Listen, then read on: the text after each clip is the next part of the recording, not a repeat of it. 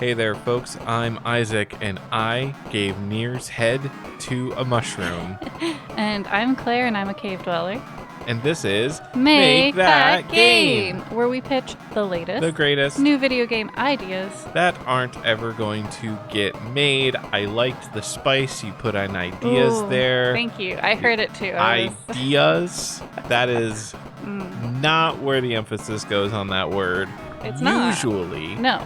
But we have fun here. We spiced it up. Yeah. We made it. the emphatic node. That's what I'm going to call it. Yeah, because you're a linguini. Anyways, we're going to pitch some video game ideas. No, we're going to move right past it into the video game pitches. Mm-hmm. We come up with ideas. Yep. I think that Claire has started this 17 times in a row, so I am... Oh, great. I am going to give my... Okay, and as a reminder, the theme was cave. Yeah. The theme... Wait, was it cave or caves? Plural. I don't know. I think you said cave, but I don't think it matters. I guess it doesn't matter. I guess I'm overthinking it. I mean, I hope you already thought about it because you I think at this point... this could have been a moment where I'm like, wait, hold on. Did I wrong? Okay. Did I do a wrong? Nope. All right. All right. Real-time strategy game. Oh, okay. All right. That takes place in ant tunnels. Ooh. But you are not the ants. Okay. You are not the ants because that's been done. Oh, it has. I don't want to be replicating it. It's giant ant tunnels. The surface has been scorched. Okay. Giant ants reign supreme. Okay. You are the remnants of civilization in a post-apocalyptic world, eking out a living in... So are you not an ant? No, you're not an ant. Okay, but in an RTS... Ants are the bad guys. Isn't it more like... Well, some of the bad guys. Isn't an RTS like more like big... Like omniscient gaming? Yeah. Well, I think I know what you mean, which isn't quite what you said, but...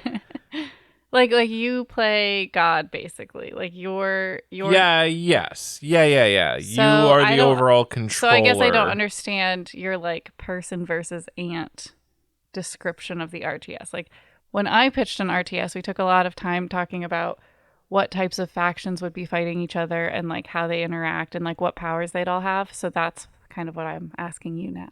Yeah. Okay. So you're not ants. Right, I got that. But the ants are here though, right? Yes. Okay. Yes, there are still enormous ants that inhabit some of these tunnels, but for the most part you are trying to avoid them because they are large and strong. So now I get confused again because like in the RTS examples I've seen, which is really only 2, but like you don't avoid things. Like there's no, like it's about building a strategy. It's not about like navigation. I guess you have to explain to me how it fits into the genre. Right. So okay, let's look at Age of Mythology as an example. That's the one. All right, you have your base. Your opponent has their base. You have to traverse the map, right? Yeah. Now let's suppose, you're traversing. You've got your army of Greek cavalry, right? Marching towards the enemy base. And suddenly a dragon swoops down, unaffiliated to either army, and attacks. Okay. And you go, oh no, there's a dragon's nest. I must avoid that. I must find a different path to get to the enemy base. That's what I'm talking about with the giant ants. Is giant ants will also they'll have like areas on the map that they'll congregate at. Okay, they'll have like routes that they'll patrol. Like there will still be some like semi-active ant tunnels, but you're mostly trying to be in the inactive parts, eking out your civilization. So you're never actually fighting the giant ants as another faction. You're fighting the giant ants are like an environmental hazard. Yeah, they're gotcha. In the RTS, the real-time strategy genre, these would be known as creeps. Okay. All right, Mickey 17. What? Is that what they were Weren't they called? called creepers or Oh, I think they were called creepers. Yeah. Okay, we saw Mickey 17 recently. It's a good movie. It's a good movie. If you should see it, it lost a lot of money. Bong Joon-ho is our boy, just like Lin-Manuel. Just like Lin-Manuel's our boy. And anyway, but different kinds of boys. caves. You got a musical boy, we got a movie boy. Yeah. Yeah, so they're called creeps, and I think that the game that originated that, just a little fun trivia fact, I believe the game that originated that idea is Warcraft 3. Warcraft 3 was, I think, the first RTS to incorporate RPG elements, a real-time strategy game that incorporated role-playing game elements, and by that I mean leveling up. So you had hero units, and in order to level up, you would have them battle with the rest of the army that you're building up. Your hero units would battle creep camps, which would be like little NPC. I need you to know that this monsters. whole time, the song "Creep" is in my head. Oh, okay, by Radiohead. Yeah. Is it by Radiohead? Who do you think it's by? I couldn't tell you. Okay, I'm looking it up, folks. Don't worry, I'm looking it up. This is I thought important. Radiohead sounded more like Creep by you. Okay, so the joke is that Radiohead song, like all the Radiohead fans are dead because they died of boredom. Oh, okay. Wow, Radiohead is what such a you did was a very exciting sounding song, right? Because the name sound like if someone says there's a band called Radiohead, that's how I picture them like metal. Okay, yeah, like that's what they sound like they should be. That no, sorry, go. So the rats are the creeps, and no, the ants are the creeps. Giant ants are the creeps. You're in a post-apocalyptic world in the ant tunnels. Yes, RTS. Because you can't go on the surface. However, here's the other quirk of this game. Okay. The surface is accessible, but units that enter the surface like constantly take damage because it's so inhospitable. But the rarest resource for building the strongest of your units is out there in the surface. So there's like a couple layers to this. It's mapping out the tunnels. So that's scouting, traditional element of real-time strategy. Mapping out the tunnels, figuring out like where the dangerous parts are, where like your enemy is, and like the different routes that you can take to get to the enemy and the resources. Second component is actually like capturing these resources, getting these resources and using them to like build your army and stuff.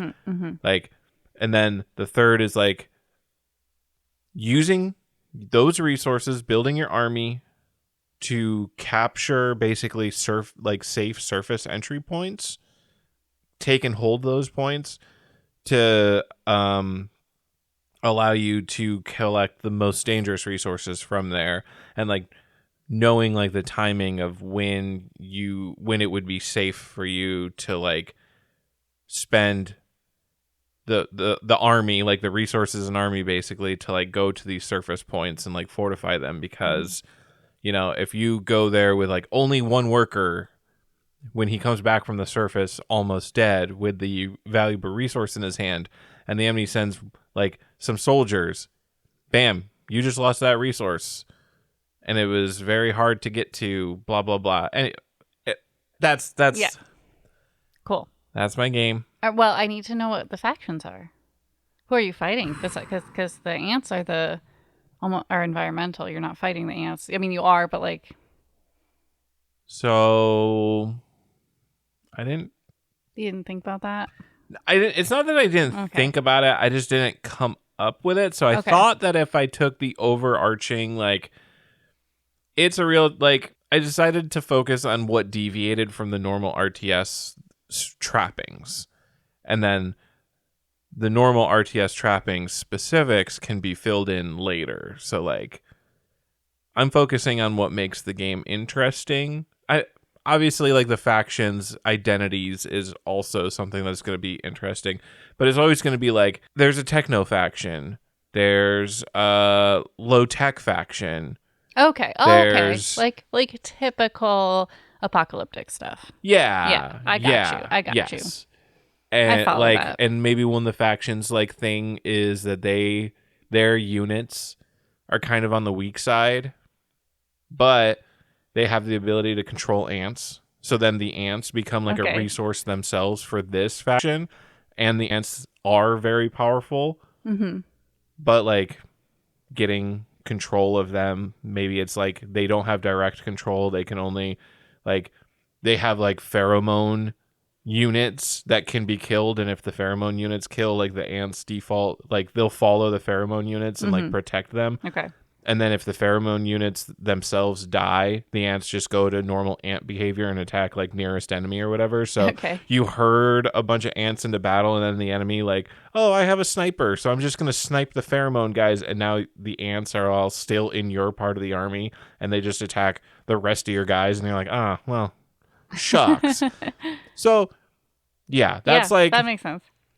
I just figured, yeah, there will be 3 different factions and they'll have themes, and yeah, I didn't need to fill in that specific. Yeah. I just sort of did, and I do think that the ant wrangling idea is pretty interesting and is also kind of a deviation because like Warcraft 3, you can mind control units. I'm using Warcraft 3 as the example because that's like the most... There are creeps, like NPCs in the game that I can think of. Only one faction can really do the mind control, and you don't really do it against creeps. So there's no element of like this faction is really like is focused around creep control and like usage of creeps more than just killing them for experience and treasure. So I think that's an interesting take on it of like this faction doesn't kill the creeps. They are the army. Yeah. Anyways. No, I think, yeah. That's my game, I like and it's called Caves of Tana. Did you just make that up? Or... Okay. I'm going to keep my secret, but I am going to Okay. I'm going to point something then. out to you. What's Yes. Tana backwards? No. Yeah. Yeah. Okay. All right. Okay. Well, in that case, great. And I will now say my game now. Yeah, I'm interested. Please tell me your cave-themed game. Okay. It's called Cave In. Okay. And it's Wait, cave in 2 words or caving, like exploring a cave? cave-in.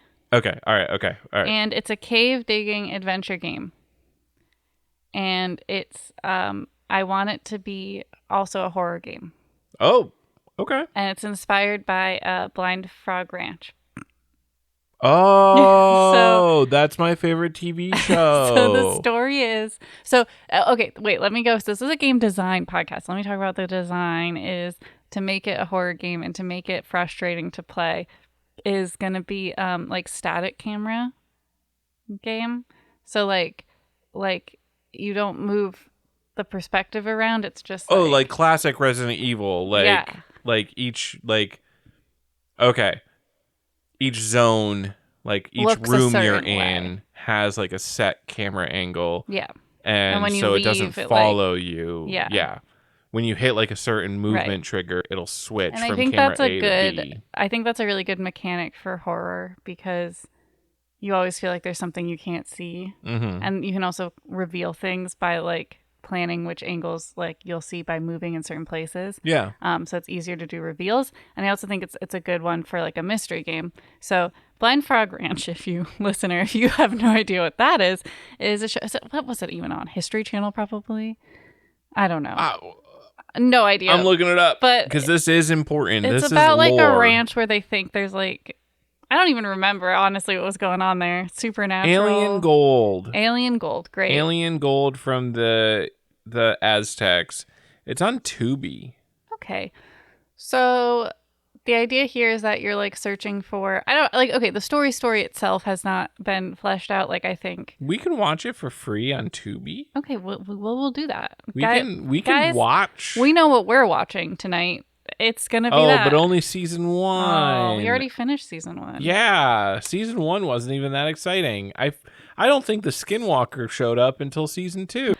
Anyway, so in the game, and again, I don't know exactly what the mystery, but you're like a cave explorer. You're investigating. There's like some some weird stuff going on. So you like enter the cave. This would be the opening cutscene, and there's a cave in. So like you are now like stuck in the caves, and you have to navigate / build your own like system. So you basically toggle between a map of the cave system from like a bird's eye view, and then the static camera movement. So you can't move through the map from bird's eye view, but like there is a large map that you're uncovering, and you can also build into it.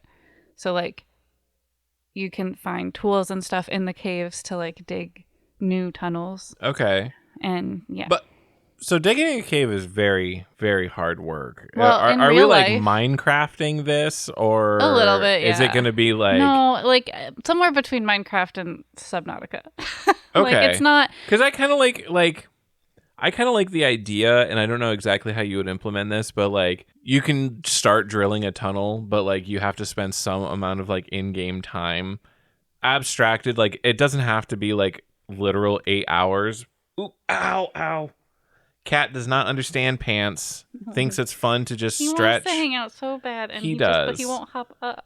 Yeah. He could hang out right here. Anyways, like a lot of video games, 10 minutes equals 1 hour. Like 10 minutes real time is 1 hour game time. So if you play for like 80 minutes, like you have to play for 80 minutes and then come back, and then the tunnel's like drilled out to represent like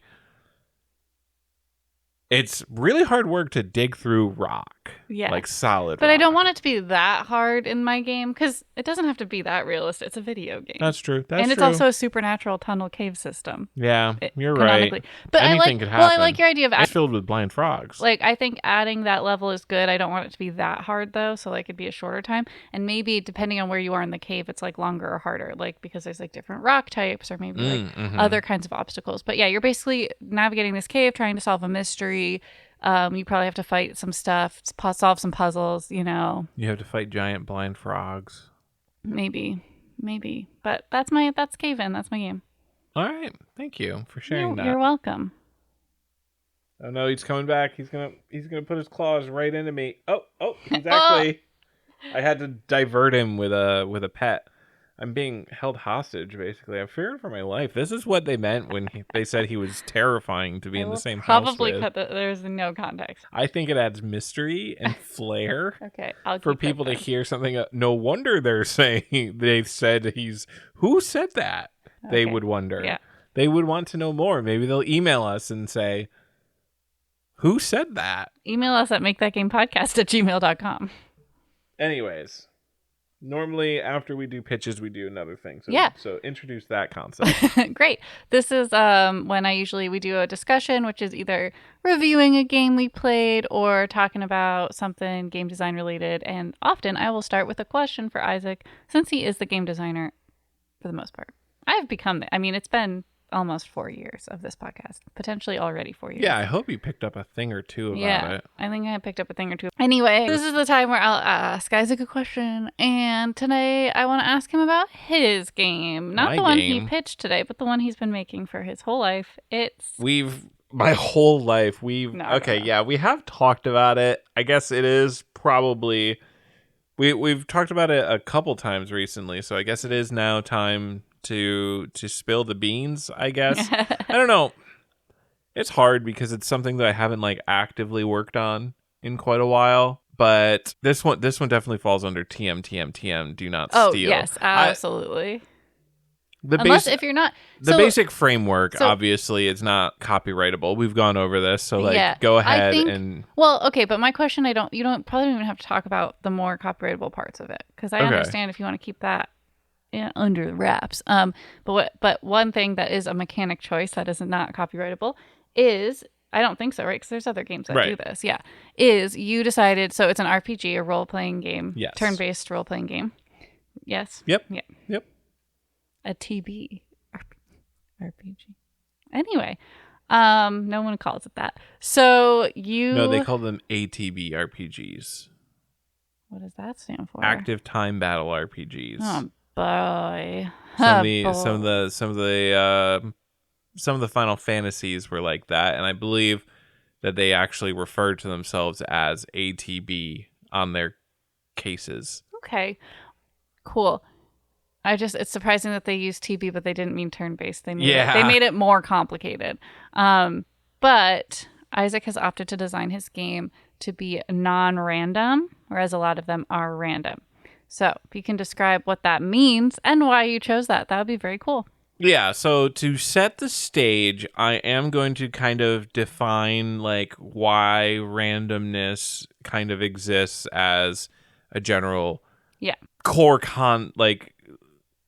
basically every single RPG role-playing game that you'll play has some level of randomness to it, and specifically turn-based RPGs. And it's kind of like when all you're really doing is engaging in menu work. All you're doing is selecting the attack button.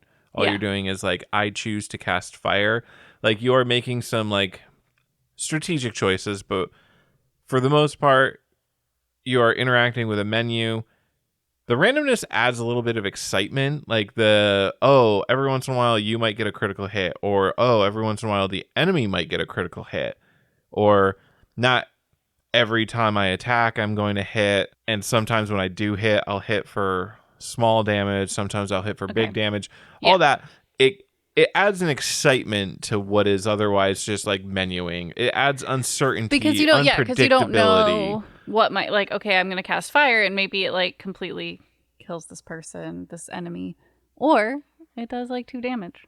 Yeah, and then you can also play into it. You can like add a luck stat, so you can make like the better results more likely and take some of the randomness away. Or you can like have certain abilities be extremely random, like in Pokemon they have an ability called Metronome, which you use it and it can then like become any other ability in the game. Oh wow.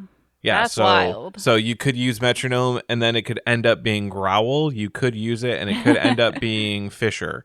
Fisher like, being like a one-hit KO. Like wild magic. That's what that reminds me of in D&D, in Dungeons and Dragons. I keep having to lean away from the mic to appease this cat. Yeah, he really wants to be part of it. But not part of it, no. He doesn't want to be part of it. He wants us to be a part of what he's doing. Yeah, that's fair. He doesn't want to be a part of what we're doing. Oh, he rolling. Wow. Okay. So, yeah, at its base level, like the design of randomness in turn-based RPGs is kind of an excitement, unpredictable factor. Keep you guessing, keep you thinking.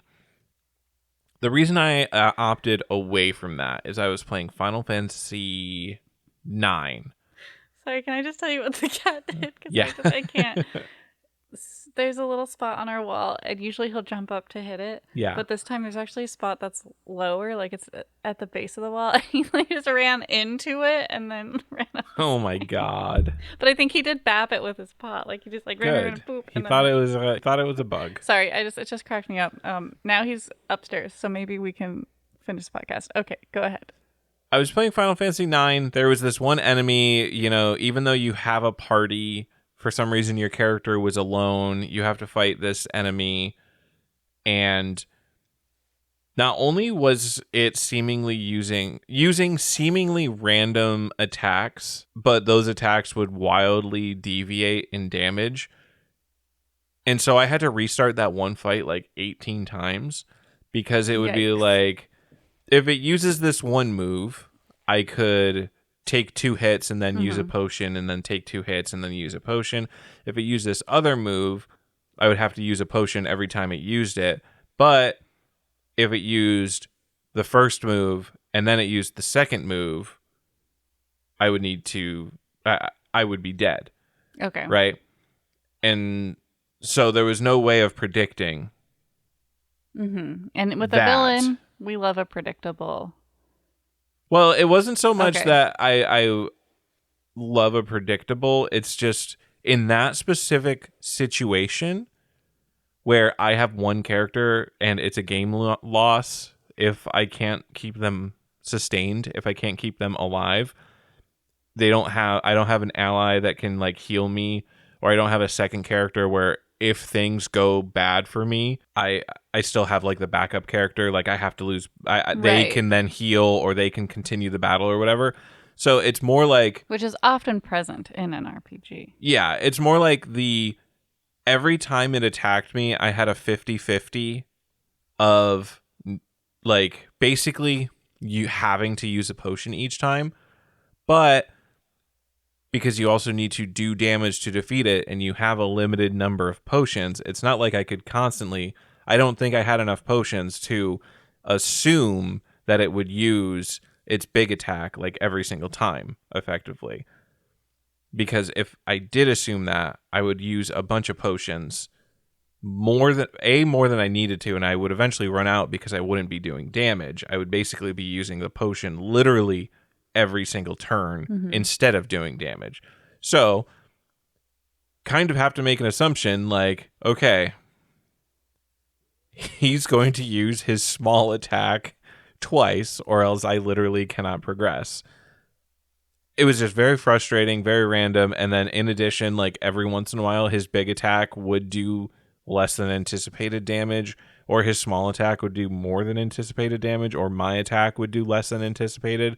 And I was kind of getting the vibe of I think I knew how much life he has, because maybe I'm thinking of a different game, but I think in Final Fantasy IX, like you can tell like what state enemies in if they're like full health or weakened effectively. Okay. I think I was getting him to the weakened state, so I was like, okay, this many attacks is roughly 50% of his life, but when it's like, okay, I just did 20 damage when normally my attacks do 30 damage, I don't know, like that's pretty far deviation on the margins I was working with. Anyways, very frustrating, and that's when I was like, no RPG with literally no randomness. So the design that I was going with there is every attack 100% hit rate. It always does a defined amount of damage, barring things like resistances and weaknesses. So, a fire spell, base damage value of 10, let's say. Or like you have like a magic stat. You have a magic stat. Okay. So like fire will always do like your magic stat and damage. Okay. But if they're weak against fire, they might have a weakness of like 10%. So it'll do 10% more, 20% more, 30% more, etc. But it's never like a random value extra. Every character has like the same speed, so always know exactly the order that a fight is going in, but abilities can modify that speed. So you can choose to use slow abilities. It gives you like an interesting strategical choice depending on what abilities you have access to. Like, this like a random example that isn't actually in the game, but like let's say you wanted to, you could have like, a kick reduces your speed by 1, it does +2 damage. And a punch increases your speed by 1, but does -2 damage from your base like strength stat. Yep. So there was that going on. Enemies don't randomly choose who they're going to hit. Every enemy has like a specific target priority that you can, as a player, because it's not random, you can watch and you can learn. You can figure this out.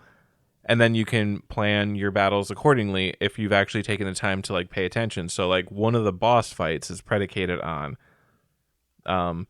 the enemy boss. He has 2 like friends with him. Okay. Yeah. 2 ads, I want to call them, but that's like an MMO term. It's basically like 2 little guys and the big boss. Right. And the big guy has an attack that targets everyone and paralyzes them. And then the little guys... I remember playing. I played this, yes. Okay. The little guys will focus on either the lowest health... or in this order, actually. A paralyzed person with the lowest HP maximum. A paralyzed person in general. Or the person with the lowest HP maximum. Okay. Makes sense. And the idea is basically the boss paralyzes everyone, they gang up on the weakest one, defeat them, and you get a game over, you have to restart it. It is very frustrating. But then you learn, this boss is slower than my fastest character. My fastest character also has a stun move. So you say you learn, and like from playtesting, I think you had to tell me how to beat that guy. That was during a phase in your gaming career when I don't think you were quite used to paying attention to, as I like to say, what the game is trying to tell you. Do you think I do better now? I think so. Especially now that I'm explaining to you the exact literal mechanics of it. Right. But. Well, yeah, but I mean, yeah. I mean, if I didn't know, if you didn't tell me the exact mechanics, do you think I would still do better? I think so. I think so. You've done some troubleshooting, some problem solving. Somewhat. Yeah. More so than you used to. That's true, but more so than you used to. Oracle of Seasons will haunt me forever. Hey, you haven't even beaten it yet. I know. That's why it will haunt me forever. I forget where I was in my tirade. You were basically talking about how because it's predictable, like, yes, you have to try again, but at that point you get to learn it. So, yeah, part of it is because there is no randomness. As a designer, I feel like I have permission. I have buy-in from the user to make things difficult. Not necessarily difficult, but like intended to be repeated. It's kind of like not really. I don't know if I can. Okay, I'm gonna use a tap dancing analogy here, and I don't know if it's super relevant, but it kind of does remind me of like learning a difficult step. Because like the first time you try, you're not going to know it. Mm-hmm. But the step itself doesn't change each time you try it. Right.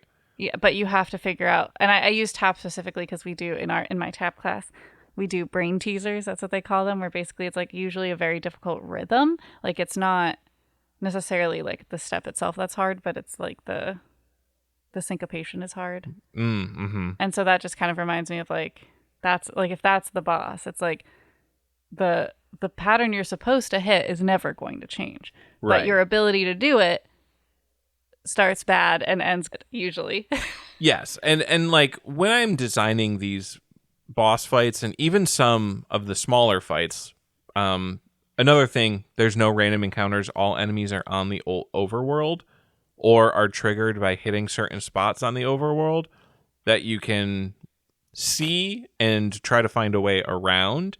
So every fight is also avoidable in this game. Yeah, that's a whole different mechanic. That's a whole different mechanic. I don't think we should get into that.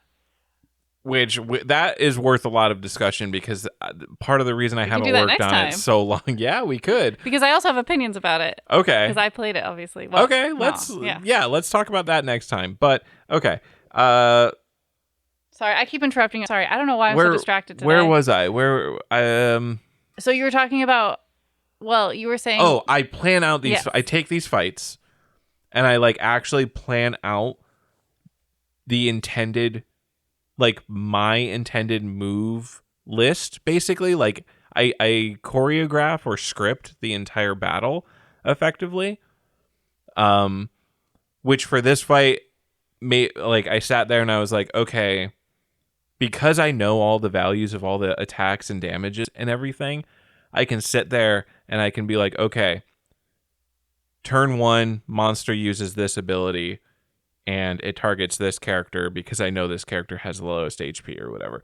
Turn 2, and then the 3 playable characters use these 3 abilities. Yeah.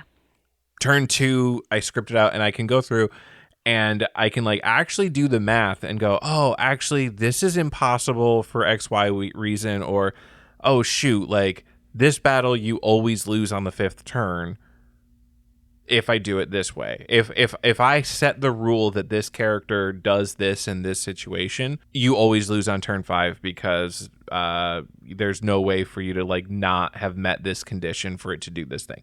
And so I can tweak that, and I can tweak the stats even if I want to. And you might say, well, that sounds really boring. So it's a completely scripted fight that you have to find out the script to on yourself through trial and error.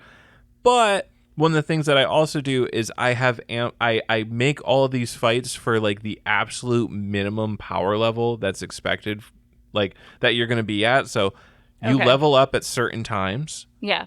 In the game. But there's bonus ways to level. There's an extra boss in the demo that you can fight that is extremely difficult, but if you beat it, you get an extra level, which means for the I rest didn't know of the that game, because I never beat it. yeah, for the rest of the game, you will be one extra level compared to what That's the pretty cool, optimal actually. path is. And there's also items that permanently change your stats. Okay. Or like extra weapons and stuff that you can find. I do think we're getting a little bit out of. What your question was about, Yeah, like the randomness, random, and yeah. I'm talking about how I make that work. Okay, gotcha. As like these are all important steps Okay. for why I think the lack of randomness works when randomness serves an explicit, unique Gotcha. purpose normally. And so if the thesis statement is randomness adds excitement and interest and unpredictability into the game, if you have a completely predictable game, where do you get the excitement from? And the excitement is the exploration of getting the new items and weapons, the defeating bosses, Yeah, finding ways to level up. Here's the other I'll cut myself off with this last interesting Okay. thing. Remember how I said that those enemies, their highest priority is based on the max HP of the characters in your party? Like those in that one boss battle, his cronies will attack the person with the lowest maximum HP. Right, yep. So maximum HP is based on your character's like actual base stats. So every character has like a set amount of HP that they'll have, and it goes up as you level up. But also the equipment that you wear. Armor doesn't give you like a defense stat. It doesn't like reduce incoming damage or anything. It gives you more HP. One of my playtesters realized the AI was targeting the lowest health person. Yep. And the idea is the lowest health person, like if they take these attacks, like they will die the fastest, right? But he took the armor off one of the characters, which made them the lowest health, which completely threw off like the entire rhythm of the fight. Okay, all right. And it went completely off script because the enemies were now attacking a different character, completely different characters that weren't planned. And there was something specific about the character that ended up being attacked, because you'd think, oh, if this character now has the lowest life, like they're still going to die as quick or quicker than the other character, which means you're going to run into like the same issue. It's just moved on to a different character that these enemies are going to focus fire on. I forget, there was something unique about it where that character, even though they had less life, it was better for them to be attacked. I don't know. And now I don't remember what it is. But anyways, the point is, using all of these known mechanics, you can come up with unique, interesting, off-the-wall strategies. Like, this is basically, like, I feel, speedrunner's dream. Speedrunner's dream. Finding how to break the game. Yes, this is basically designed for the speedrun. Figuring out how to break the game, make it act in ways that nobody anticipated, to do things better than anyone has before you. I think that's really cool. And that is, like, I guess the final part of excitement despite not having any randomness. You know exactly what's going to happen. So go ahead and figure out how to make the wild things happen. I think that's good. Yeah. And hearing you describe it, it makes a lot of sense to me, especially knowing you, like that you can, it's almost like you're DMing it, like you're dungeon mastering the game. But as the game designer. Well, that is what a game designer is. I guess, at their but core. I think what you're doing though is like you're creating these, like, I don't know, the way you can really fine tune, I guess, what happens.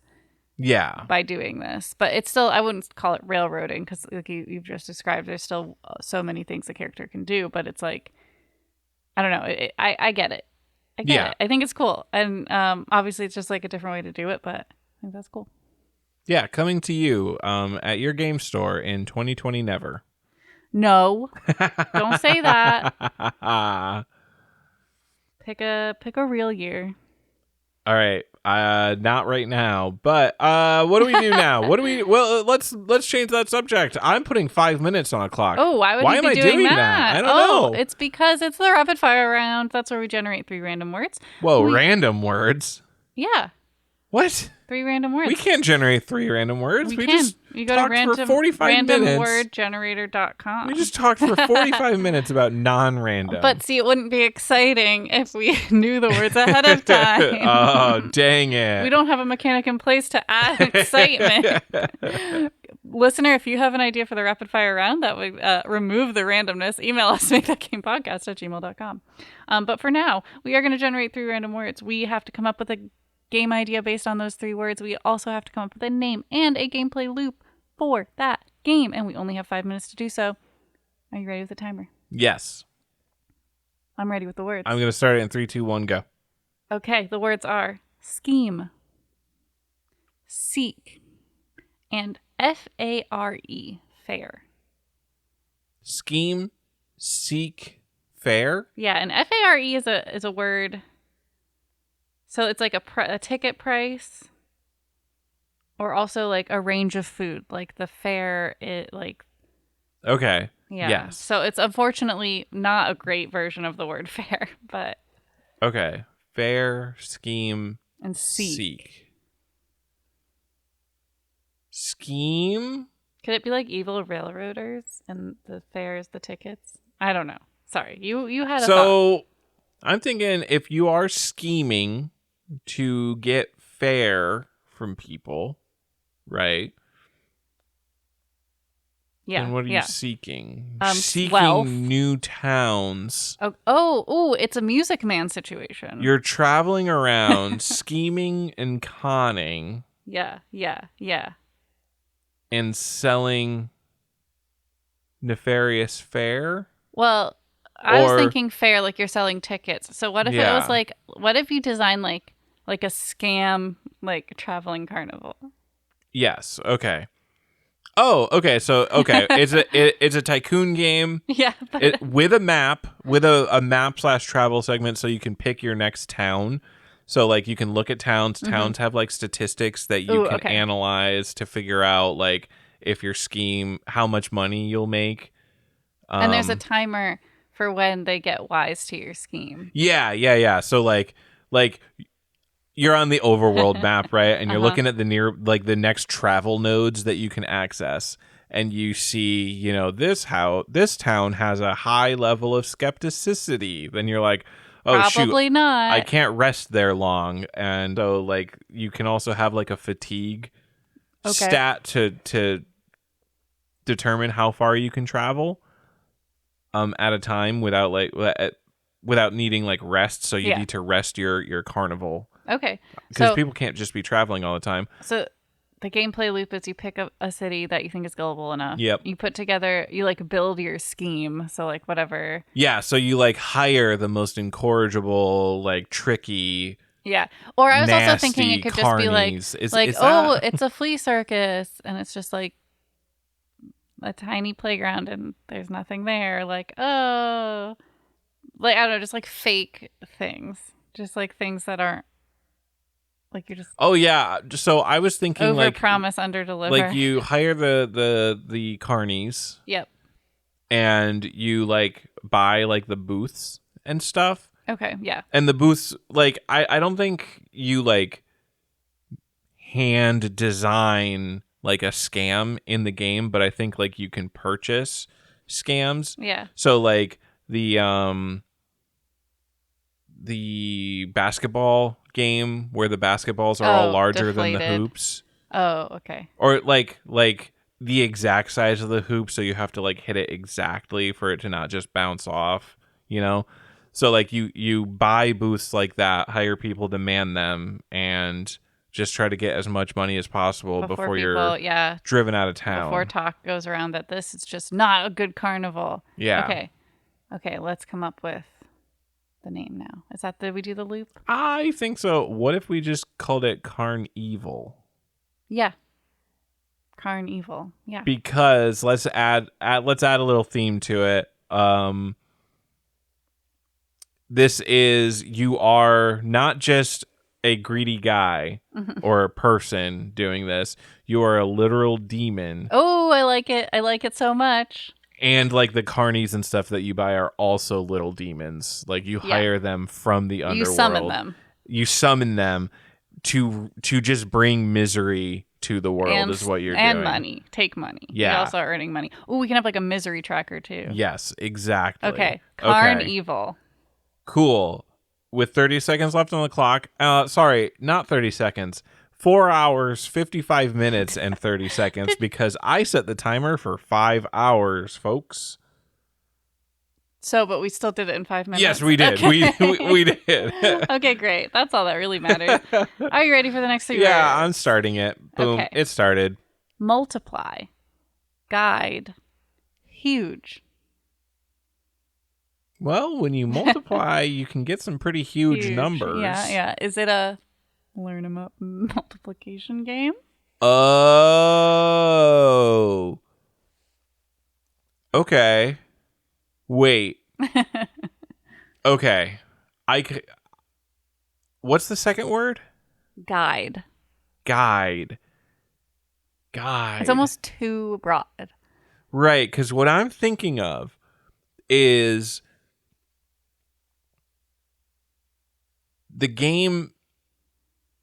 Basically, you start with, let's say, 1. You start with 1. Like, your score is 1. Some kind of value that's important to the game is 1. Okay. So let's just call it for score for now.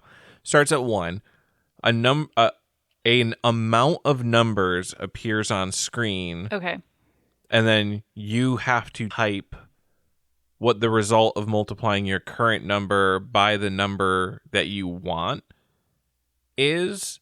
And then so, like, if 7, 8, 9 appeared on the screen, you'd want to do 1 times 9, and then your score would be 9. Right. Because it's the biggest one. Right. But now the reason why I'm thinking, because that when you say it like that with that tone of voice, that's exactly yes. But where it comes into play, where it gets interesting. All right. So now your number's 9, and then the numbers 7, 8, 9 appear again. Well, okay, that's still pretty easy. I'll pick 7, or I'll pick 9. 81. You just keep picking the biggest number.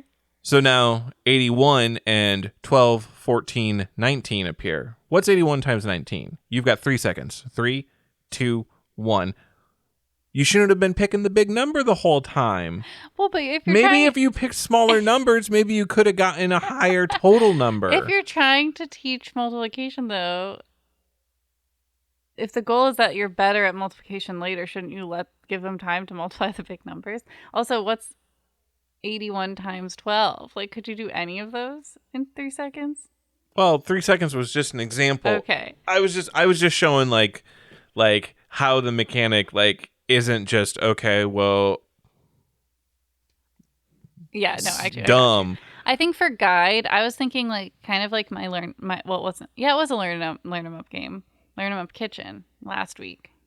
Last week. Yeah. Where the spider pan is kind of your guide through the kitchen. Like, there should be some kind of fun mascot that guides you through the levels, maybe? Maybe the mascot's the one that's getting huge. Oh. Maybe the number. Yeah, is the mascot. But how would we physically program when the number is in the trillions?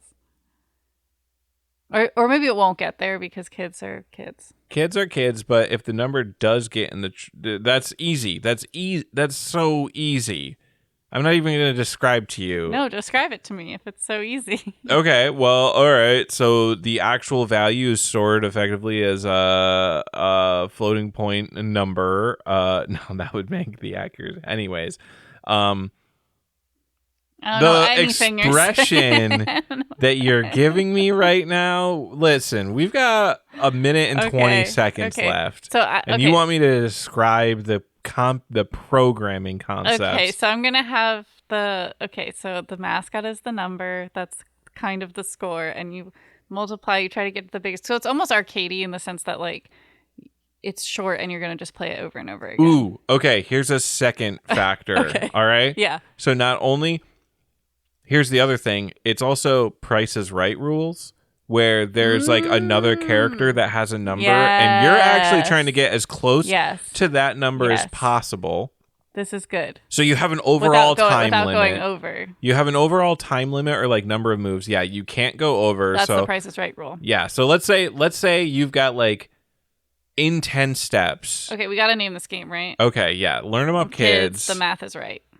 The math is right? Because the price is right? Yeah. Learn them up, kids. Guide me across the sky. Learn them up, kids. Learn them up, kids. Mathemagic. Okay. No, pick one. Mathemagic. You like that one? Yeah. Okay. You seemed like you were acquiescing instead of... No. Okay. So any hesitation I had was because I was racking my brain trying to think of the name of the mascot. Oh. Because then it would be Learn 'em Up Kids, Mathy's Quest. You know? Do we still have time? Because that's pretty funny. But we had 10 seconds left on the clock when I stopped All it. Right. Learn 'em Up Kids, Mathemagic. Yeah. And I have a tangent for you really quick if I can share with the group. I went to a show in elementary school called Mathemagic. And I thought it was going to be a magic show mixed with math, but it was actually just someone explaining math and then sometimes doing a magic trick. Like there was no like through line. It was just, they'd just be like, this is an abacus and this is how it works. And then they'd be like, I pulled a bunny out of my hat. And you're like, this is not. So that's Excuse me? That's what I think about. I thought they were going to be like intertwined, like math and magic. No. It was very much math and magic, two separate things on stage. But okay, the final 3 words. I just thought I'd share. 3, 2, 1, go. Crash, request, dinner. There's many ways we could go here. Do you have any initial... So 2 things I came up with. One, and request isn't really there yet. Okay. One was you're crashing a dinner party. The other one was you crash into a restaurant with a car. Those were the 2 places my brain went immediately. Okay. So if there's any threads you want to pull there. What were the 3 words again? Crash, request, dinner. Dinner. Oh, dinner was... Okay. All right. You crash into a restaurant. Okay. and then the game starts. So I don't know. We're just trying to figure out who did this. I'm wondering... Okay. All right. You're crashing a dinner party. Okay. Okay? Yeah. You are pretending to be someone else. Yeah. All right.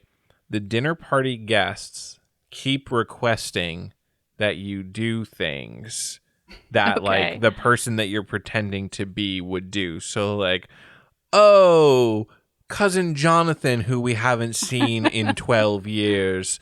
You were always so good at the piano. Why don't you play us a little tune? So basically the idea is, I don't know what that accent was. It was nothing. Like, who are these people? But okay, that's fine. So the idea is that it's basically like a mini games game. So like tons of mini games in a different order each time that you play it, because they'll do different requests in different order, and each game has its own like mechanics. Like, and I think you should be able to pick who you're impersonating. So there's different requests depending on who you are. Oh yeah, I could see that as being like a build your level, like build like you wouldn't be able to choose exactly what gets chosen, but maybe there's like some level of control. Like you can't just say like I'm pretending to be Jonathan, who's a pianist, acrobatist. Oh no, yeah, I think each character already has that built in, but you don't see it because it's more fun if it's a surprise. So it's like you just pick. You're like, I'm going to be Jonathan, select. Or you're like, I'm going to be like, and then you get to Liza discover or whatever. Yeah, you get to discover what those characters are. Yeah. And then as you play each of these like modes effectively, as you do challenges, then you like can access a screen which tells you like which challenges that you've unlocked. So then you can kind of predict. Basically, it rewards you for playing the game, and now you're like, okay, I really like. It's a lighthearted, good time. Yeah. With replayability and mini games and fun. Yeah. Also, when you fail a challenge, the Dark Souls screen, the Dark Souls, Elden Ring, like death screen fades on. If we can pull it, the closest non-copyright and like the closest non-IP infringing font and sound, because they play a distinctive sound, comes up, but it says "you lied." Oh, that's really good. That's really good. That sells it. All right, we got to come up with a name. How much time do we have? 1 minute and 26 seconds. Okay, That's bad, easy. Not bad, not great. Lies for dinner. Dinner. My lies were bigger than my plate. Dinner party fake-a-thon. Okay. Getting there. Dinner crashers. Dinner crashers. Vince Vaughn's. Dinner crashers. Dinner crashers. I don't even know. I bet I would know who that was, but at the top of my head, I can't. I don't know. Oh, is it the movie guy?